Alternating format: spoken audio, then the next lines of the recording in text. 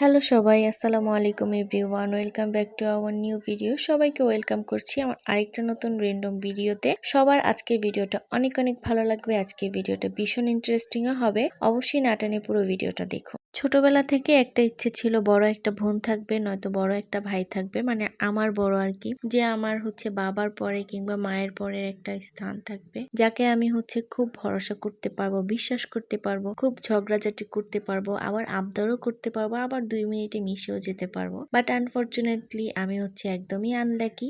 আমি নিজেই সবচাইতে বড় সন্তান। আমার একটা ছোট ভাই আছে, আমার বড় কেউ নাই। তো যাই হোক, বড় ভাই থাকার অনেক অনেক সুবিধা আছে, বড় বোন থাকারও খুব সুবিধা আছে। যেমন ধরেন, আপনার স্পেশাল দিনটাতে আপনার ভাই কিংবা আপনার বোন আপনার সেই স্পেশাল ডেটাকে আরো বেশি স্পেশাল করে তুলবে, আরো বেশি আনন্দময় করে তুলবে। তেমনই আজকের ভিডিওটা।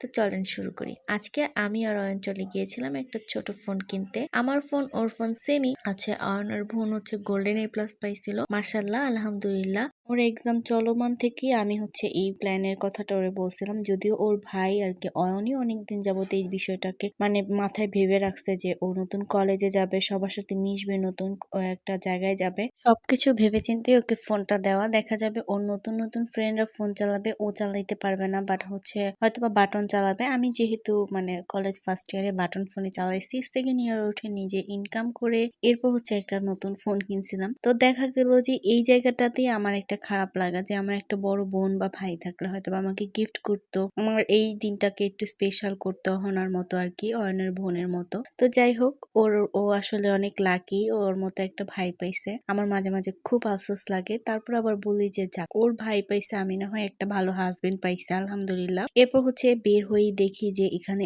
অনেক বেশি ভিড়, আর অয়ন ওখানে যে দেখে যে একটা মহিলা চোর ধরা পড়ছে। আসলে কি বলবো, মহিলারাও আজকাল যে পরিমাণে চুরি করে। আজকে আমি কলেজে গেছি, ভার্সিটিতে গেছি, সেখানেও একটা এরকম আমার ফ্রেন্ডের ফোন ধরে নিয়ে যাইতেছিল। ফ্রেন্ড যখন ধরছে, তখন যে উনি মোবাইলটা আস্তে করে পিছন দিয়ে ফালাই দিছে। ওনাকে কিন্তু হাতে নাতে ধরা হয়েছে। এরকম কলেজে যাওয়া আসার সময় আমি আরো একবার এরকম একটা চোর নিজের হাতে ধরছিলাম, বাট দেখে অনেক চিল্লাচিল্লি করছিলাম এবং পুলিশের হাতে ধরাই দিছিলাম। এরকম এখন এমন বেশি চুরিদারি বেড়ে গেছে বলার মতো না। আমি নিজেই এখন বাইরে বের হলে অনেক বেশি অ্যালার্ট থাকি, আপনারাও থাকবেন, কারণ এগুলো অনেক বেশি বেড়ে গেছে এখন। এখান থেকে আমরা চলে আসছি, বেশি একটা সময় দাঁড়াই নেই। সামনে এসেই স্টাফ কোয়ার্টারের মোড়ে আমাকে অয়ন বললো, এই বেলপুরিটা একটু ট্রাই করে দেখতে পারো, বেলপুরিটা ভীষণ মজা, আমি একবার ট্রাই করছিলাম, অনেক ভালো লাগছে, তুমিও খেয়ে দেখতে পারো। তোর কথা মতো আমি বেলপুরিটা ট্রাই করলাম, আসলেই খুব মজা ছিল। এরপর দুইজন একটা ক্যাফেতে ঢুকলাম। ক্যাফেতে ঢুকছিলাম মেইনলি পিজা খাওয়ার জন্য, বাট আমার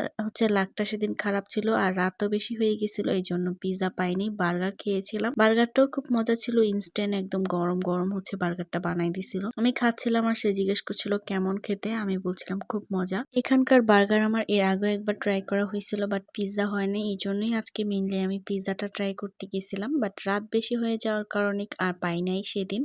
অন্য দিনের তুলনায় সেদিন একটু বেশি মজা লাগছিল, কারণ সেদিন একদম গরম গরম বানাই দিছিল, এই জন্যই হয়তোবা। তো এই তো আজকের মিনি ব্লগটা ছিল এই পর্যন্তই। একদম বিকেল থেকে শুরু করছিলাম ভিডিওটা। তোমাদের কাছে কেমন লাগলো অবশ্যই জানাবা। ইনশাল্লাহ নেক্সটে আরো সুন্দর ভিডিও তোমাদেরকে আমি উপহার দিব। সেই পেজটা ফলো করে দিও, আর ইউটিউব চ্যানেল থেকে ভিডিওটা দেখে থাকলে ইউটিউব চ্যানেলটাও সাবস্ক্রাইব করে দিও।